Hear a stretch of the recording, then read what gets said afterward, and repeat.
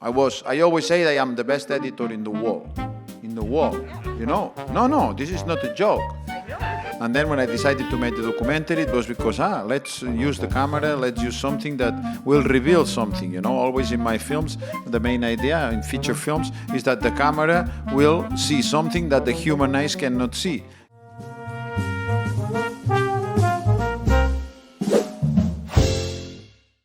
I wanted to ask you about the proximity to the subject and the ball, and how you were thinking about that about the project.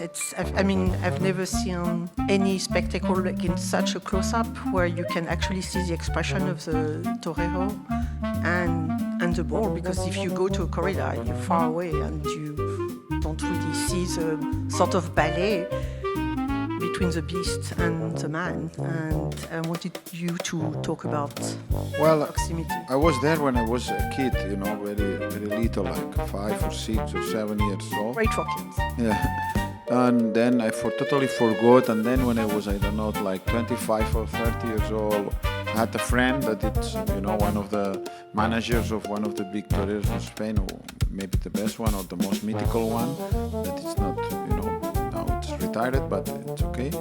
And somehow he invited me 1 or 2 times in recent, you know, maybe 10 years ago, even more, 15 or 12. And okay, I said, the rest in my mind. But of course, as you said, I was quite close with my eyes, but not that close as the camera can see. But still, you know, I like somehow and whatever, you know, it stayed in my mind. And then when I decided to make the documentary, it was because, let's use the camera, let's use something that will reveal something, you know. Always in my films, the main idea in feature films is that the camera will see something that the human eyes cannot see. It's not here, it's more obvious because it's almost a technical thing, because it's, you know, as you said, the close-ups and everything. But not only this, you know, it's revealing really something, or some kind of atmosphere, or some kind of interaction, that, because human eyes lacks concentration. So, you know, I knew that if we were really focused and disciplined, and it was a progressive work, because you have to learn how to shoot. And every camera operator, I always work with the same camera operators, more or less, and, you know, I couldn't control, obviously, all the cameras. So their duty was always to, you know, look for something interesting. No, it was really a process of research, as we never did before, in the sense that they were really alone, the camera operators, looking for something interesting. If it's a fiction, I am a little bit closer, and there is a little bit of manipulation of actors, so I can interfere. But here, I couldn't, apart from, it was not that different. And it was, for me, it was very beautiful, because I always shoot my feature films with the same process of as a documentary filmmaker. I always put the 3 cameras, you know, maybe I'm there, maybe I'm not. I don't communicate a lot with the actors. So here for me was not a big change. The only big change, of course, and also with the camera, because all my previous feature films, I was there, no? For example, in feature films, and there is the cameras, no? The 3 cameras, always, you know that my setup is always 3 cameras since the very beginning. And sometimes I leave, you know, and I leave the set. But that the actors see that I am leaving. And they keep on, of course, the rule was always that they have to keep on acting, you know? So, but more or less they sense or they see me leaving. And if I leave and it's 1 minute or 2 minutes, who cares? They will be but after 20 minutes of me not being there and the scene keeping on, another atmosphere starts to be created.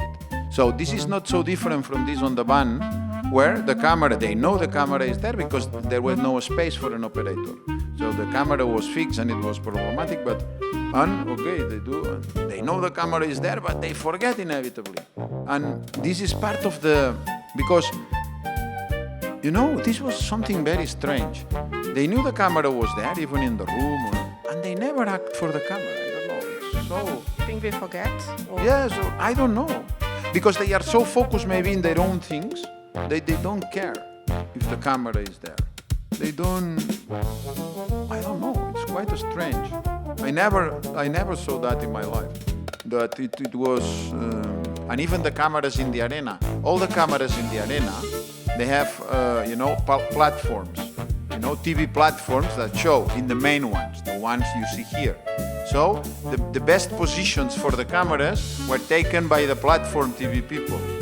So we always had to look for, was quite crazy, look for other positions for the cameras that were not ideal, but at the same time it was challenging for us, but at the same time interesting, because it always, obliged us to try to, look for a new point of view, something crazy. And for example, this idea of the shots that are a little bit up and you only see the sand, the toro and the bull. There is a lot of shots that you don't even see the barrier, no, you don't even see the audience, just sand, bull and torero, So this was a little bit of a consequence. We realized immediately, because the ritualistic side and the atavic side, it grows up, because you don't know if you are now or you are 2,000 years ago or where, because just sand and, the torero. So, but this was a little bit by chance of looking for different positions, and then we said, fuck, this is much more beautiful than seeing, all the other people that it's disturbing, or the barrier, or that it's, folkloric and boring. And so let's, do this. And this is artificial, because you hear all the sound of all what's around, but you don't see it in a lot of shots. But these are, a little bit the chance of being obliged to find original position, different positions to try to find something. And we were happy with that. I always work with this idea, but always with the innocence, not pretending that I have any idea. It was the same point of view as before. I don't have anything to say, I don't have anything to say. How many hours did you shoot? Like 600 or 700, no, because sometimes... Were you watching right away, or you edited like months later? No, later, always at the end, when the shooting was done. The advantage was that, in this case, that the other torero, from the very beginning, I saw that it was not so interesting.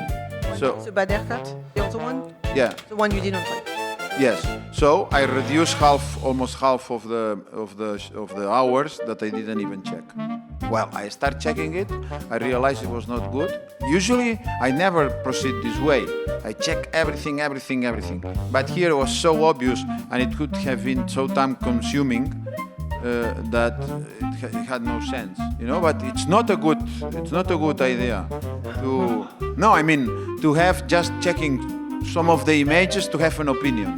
You have to really check all. But in this case, it was so obvious, and it would have been... So a haircut was never going to work. So. Yes. And so we decided to focus on the one that it was obvious that it was working. So for the reason we reduced a lot, and this was a little bit helpful because, but it still was very painful. We were really tired at the end. The process of editing was again hundreds of hours. Like it was 2 editors, and we were like 7 or 8 months, 7 days a week working, and it was very painful. That's what I have been doing in my life, my whole life. So there is not a lot of people that can spend 7 months or 8 months doing the editing themselves. In normal filmmaking, I would say that there is zero. 8 months of a filmmaker of this level spending 7 days a week, doing the edit, I think it's zero. No, literally. I know, we haven't because talked they all months. have, and they get bored, and they all prefer to keep on with another film, or they all don't have a lot of things, or family. I don't have family. I don't have anything else to do, than to focus on that. No, because one has, 3 women or 3 men, or I don't know what, But it was challenging also, the process of the edit, because of the simple cuts, One cut, and every cut, has a sense, everything, it has to be harmonious. The film has an hypnotic quality somehow, and it's very repetitive. We wanted to reproduce the structure of a corrida, that it's 6 bulls, and it's quite repetitive and can be boring. But the film, it's not, because it's more dramatic, we wanted to, to really feel this idea though, okay, one, and another one, and another one, and another, and at the end people say, no, another one. And you say, okay. That was only one torero. Yeah, but I don't know, because you have to trust a little bit that it's not because you push a little bit, no? And at the end, if there is not a little bit of this kind of pushing of, obliging the spectator to, keep it, the tension, even if it looks, but okay. But it was very beautiful. I learned a lot of things about cats. It's a very specific thing of how the cats are done, and because it has to look realistic always, and it's not. Here what you see most of the cats in every single corrida, it's not happening on that order. Even it's full of how to say. I change you the toro and you don't see it, and a lot of things that you cannot see. But you made a better corridor. Yes, much better. As always, the edit answers the question: which is the best possible edit with this material, with all the material I have? So this is the answer, and it's a totally formalistic answer.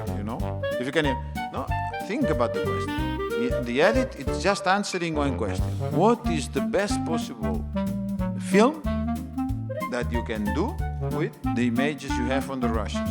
This is the only. I don't have any idea to transmit. I don't have anything to say. I don't have just to apply, to answer this question in a way that it's absolutely scientific. That this is the best edit possible. There is nobody in the world can improve it.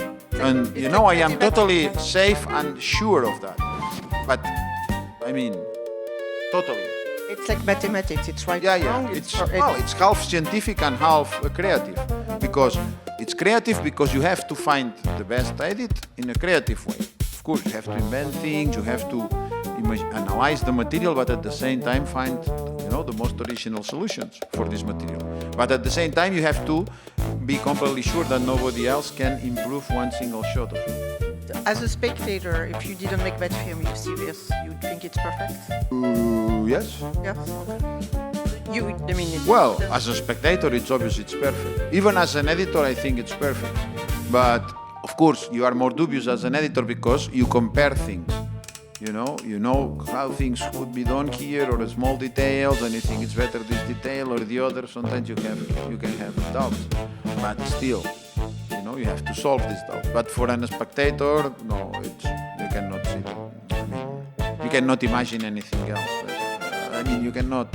It's with all my films this idea that because it's very difficult with my films in general to say, there wasn't a script or here, or to compare with an idea that was a previous idea and to say, he achieved this idea or no. No, because you cannot recognize the previous idea. It's a material that it's there as a final form of material, and that's all. You cannot imagine what was behind, because in fact there was nothing, in the sense that if you don't have anything to say, in fact there is nothing. You cannot, because if you recognize that there was something to say, then you can say, okay, he achieved the goal or not. But if you cannot recognize this, it's very difficult to make a critical, aesthetic judgment. That, there is a beautiful film that maybe of Pere Portabella, the filmmaker, Spanish, that he was Cua the Cook with about, this shooting of Jess Franco film about Dracula, So he was putting the camera, he was doing like a making of, you can put it this way. But if you see an actor here, and he's doing something for my camera that it's here, and it's boring, because if the actor is bad, probably, or it's not perfect, it will be boring because it's talking to you or talking for this camera, not for that. But if you put the camera here or there, and you see maybe somebody else there or that, then you don't see that he is a bad actor, because he's not acting for you. And even if he is a bad actor, he can be for your camera a good actor making a bad actor. You know what I mean? This is very important. So for this film, it's the same. I was used to that, always to think, let's, move a little bit the thing, just in case, to be safe. Because if it's bad, it can always be the trace that it's, maybe a super good actor making a bad actor. Maybe. So here is the same. You move the camera a little bit of what they are doing, and you find things that they will never have imagined. If everything is on order, you never find anything. because everything is on order. Everything is on the order that predicts something, no? And so this is a very, very strange idea that it always works. I mean, it saved me a lot of times with bad actors, and you see bad actors. I mean, always bad directors. Actors, they are not responsible of their performance. But I mean, you can a different angle if the actor, in this case, or the whole show, the bull or everything, it's not aware of that. It's more sharp, and in this sharpness, there is an authenticity that makes the actor automatically good, because the camera is revealing something that it's unseen to the human eyes, but you know, it has such a degree of truth what the camera is revealing, that if it's in a context of an artificial feature film, a fiction, then it became super good fiction.